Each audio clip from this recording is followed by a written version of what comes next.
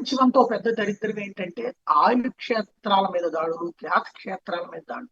ఇప్పుడు రష్యాలో ఉన్నటువంటి ఆయిల్ క్షేత్రాల మీద ఉక్రెయిన్ లో ఉన్నటువంటి ఆయిల్ గ్యాస్ క్షేత్రాల మీద రష్యా చేసిన దాడులు చూసాం. దాని పర్యవసానం ధ్వంసం. అలాగే ఇరాన్ లో ఉన్నటువంటి ఆయిల్ క్షేత్రాలు, గ్యాస్ క్షేత్రాల మీద అమెరికా ఇజ్రాయెల్ చేసిన దాడులు చూసాం. పెను విధ్వంసం, నష్టం. అలాగే ఖతారు, Dubai, Saudi Arabia, Bahrain, Oman ఇట్లాంటి దేశాల్లో ఆయిల్ గ్యాస్ క్షేత్రాల మీద ఇరాన్ దాడి, దాని వల్ల నష్టం.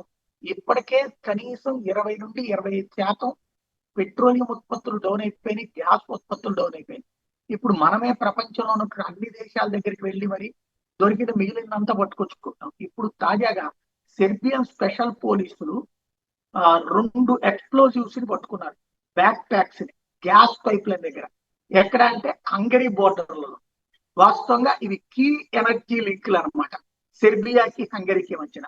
హంగరీ వాస్తవంగా ఇప్పటికే నెలల కొద్దీ వార్నింగ్ ఇస్తోంది. జెలెన్స్కీ దెబ్బతీయడానికి, అంటే జెలెన్స్కీ ఉక్రెయిన్ మీద కోపంతో అక్కడ దాడులు జరగచ్చు అన్నటువంటిది, విధ్వంసం జరగచ్చు అన్నటువంటిది కొద్దిగా అదృష్టవశాత్తు ముందుగా ఆపడంతో బతికిపోయాం.